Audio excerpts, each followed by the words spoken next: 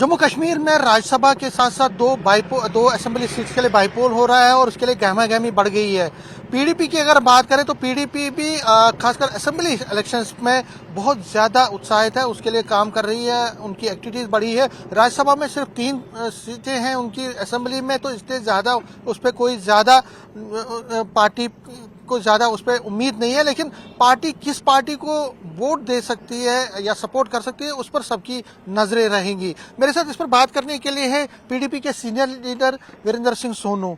Sonu ji, news 18 से बात करने के लिए आपका बहुत बहुत धन्यवाद। धन्यवाद। मैं सबसे पहले नगरोटा कॉन्स्टिट्यूंसी पर आता हूँ और बड़गाम पे जो असेंबली की सीट्स है। नगरोटा में क्या आप चुनाव लड़ने जा रहे हैं या आप बीजेपी को हराने के लिए किसी और पार्टी को सपोर्ट करेंगे? देखिए, ऐसे है भट्ट साहब की हर एक पॉलिटिकल पार्टी जो होती है और एक इलेक्शन के लिए तैयार होती है। पीडीपी भी एक पॉलिटिकल पार्टी है और हम हर एक इलेक्शन के लिए तैयार रहते हैं। जहाँ तक नगरोटा की बात है, जब कल इलेक्शन अनाउंस हुआ है तो आज ही जनरल सेक्रेटरी साहब ने मीटिंग बुलाई। आपने देखा कितनी गहमा गहमी है, काफ़ी नगरोटा से लोग बुलाए हैं और हम हर मुद्दों पर विचार कर रहे हैं। जहाँ तक इलेक्शन लड़ने की बात है, फैसला पार्टी सदर ने करना है, लेकिन हम ग्राउंड पर चुनाव लड़ने के लिए बिल्कुल तैयार बैठे हैं। हमारा आज कैडर भी बिल्कुल तैयार है और शॉर्टलिस्ट भी किए गए हैं कुछ नाम। पीडीपी असेंबली के बाई इलेक्शन जो है वो दोनों लड़ेगी, अपने निशान पर लड़ेंगे। और आज यहाँ 1 साल का जो नेशनल कॉन्फ्रेंस और कांग्रेस का राज है, भारतीय जनता पार्टी ने तो जम्मू कश्मीर को तंग किया, लेकिन पिछले 1 साल से ये जो सरकार बनी थी ये भी तो लोगों के वोट लेके यू टर्न पा चुकी है, लोगों के मुद्दों को ठंडे बस्ती में डाल चुकी है। उनको चितलाने के लिए, याद कराने के लिए, लोगों के मुद्दे उठाने के लिए पीडीपी सड़क पर है। तो यहाँ तक नगरोटा असेंबली की आपने बात की, हम लड़ने के लिए पूरे सक्षम हैं अच्छा फैसला करके। लेकिन जो लास्ट फैसला पार्टी सदर ने करना, हाईकमांड ने करना है, लेकिन पीडीपी ग्राउंड सतह पर अपनी तैयारी जो है वो शुरू कर चुकी है। मतलब हम ये माने कि नगरोटा सीट से आप चुनाव लड़ने जा रहे हैं? बिल्कुल आप माने, हम नगरोटा सीट से हम चुनाव लड़ेंगे। तो उसके लिए आप तैयारियां शुरू की आपने।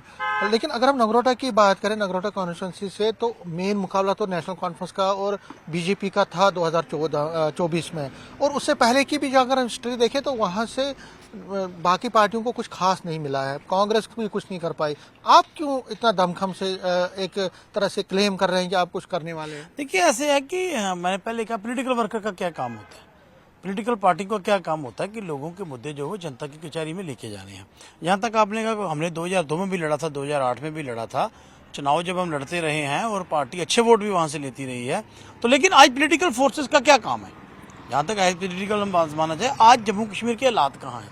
आज नगरोटा की मैं पहले की बात नहीं करता, आज कहाँ है? जिन सरकारों ने 370 के नाम पर वोट मांगा, वो यू टर्न करके दोबारा स्टेटहुड पर आ गए। जिन लोगों ने कहा हम 12 सिलेंडर साल में देंगे, उन्होंने नहीं दिया। जिन्होंने कहा 1 लाख नौकरियां देंगे, साल हो गया कोई 1 लाख नौकरी मिली, उन्होंने नहीं दी। भारतीय जनता पार्टी ने भी बहुत सारे वादे किए, वो भी उन्होंने पूरे नहीं किए। जम्मू कश्मीर को उन्होंने कहा था यहाँ दूध की नदियां बहेंगी, कोई नहीं आया। यहाँ बहुत बड़ा इंडस्ट्रियल पैकेज आ जाएगा, MNC आ जाएगी, कोई नहीं आया ना। तो इन चीज़ों को लोगों की, जनता के बीच में मुद्दे लाने के लिए पीडीपी भी एक पोलिटिकल फोर्स है और हम हर तरह का चुनाव लड़ने के लिए हम तैयार हैं। अगर हम बड़गाम की कॉन्स्टिट्यूंसी की बात करें तो बड़गाम से उमर अब्दुल्ला ने ये चुनाव सीट खाली कर दी थी। क्या लगता है आपको कि क्योंकि आपके कैंडिडेट ने वहां से जबरदस्त एक फाइट दी थी, इस बार क्या रुझान लग रहा है आपको और क्या आपको लगता है कि जीत वहां से? मेरी लिख के बात ले लीजिए, बड़गाम बाई इलेक्शन पीडीपी जीतेगी।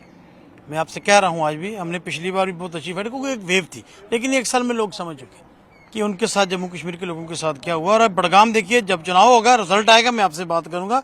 बड़गाम इलेक्शन जो है वो पीडीपी जीतेगी। जो कोलिशन होगी या जो भी कैंडिडेट होगा उसको वहां से हार का मुंह देखना पड़ेगा। अच्छा, नेशनल कॉन्फ्रेंस के अजय सडोत्रा साहब जो कि एडिशनल जनरल सेक्रेटरी है, उन्होंने आज बड़ी बात की। उन्होंने एक एलिगेशन लगाया, उन्होंने एप्रीहेंशन की कि बीजेपी रिग कर सकती है इलेक्शन को, कोशिश करेगी रिग करने की, एक तरह से मैनिपुलेट करने की कोशिश करेगी। क्या आपको लगता है कि ऐसा हो सकता है? देखिए, ऐसा है कि बीजेपी तो कुछ भी कर सकती है, इसमें कोई शक वाली बात ही नहीं है। क्योंकि आप देखिए कि जिस तरह का देश में माहौल है, जैसे राहुल गांधी जी ने बताया कि भाई वो एक नारा चल रहा है गद्दी छोड़ वाला, आपके सामने है, तो उन्होंने प्रूव करके भी बताया है। तो ऐसी बातें देखिए, बिहार में जो हुआ आपके सामने है, जैसे वोट तो खरीदे जा रहे हैं ना वहाँ। इलेक्शन से 3 दिन पहले वो क्या कर रहे हैं मुझे बताइए, कि महिलाओं के और नौजवानों के अकाउंट में पैसे डाल रहे हैं।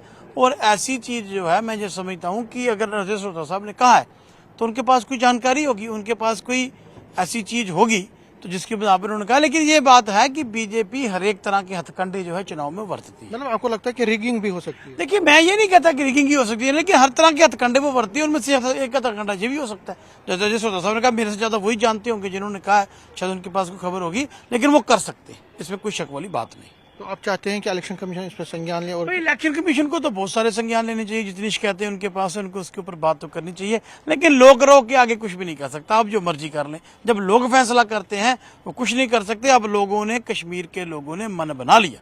मैं आपसे कह रहा हूं, मैं बड़गाम होके आया हूं 1 महीना पहले, अब भी कंपेन में हम जाएंगे, आप देख लीजिएगा, बड़गाम का बाईपोल पीडीपी हर हाल में जीती। तो आपको लगता है कि एक विंडिकेशन होगी उमर के खिलाफ ये होगा? अगर बिल्कुल होगा जी जनाब। जब आपने यू टर्न किया, लोगों को तो जगह पर टोपी डाल पे आपने वोट मांगा, आपने कहा मेरे को सरकार बना दी, 370 में वापस लाऊंगा, जेल से जो पॉलिटिकल प्रिजनर उनको छुड़ाऊंगा, लोगों को मैं राहत की सांस दूंगा, कोई एक भी वो काम तो कर नहीं पाए।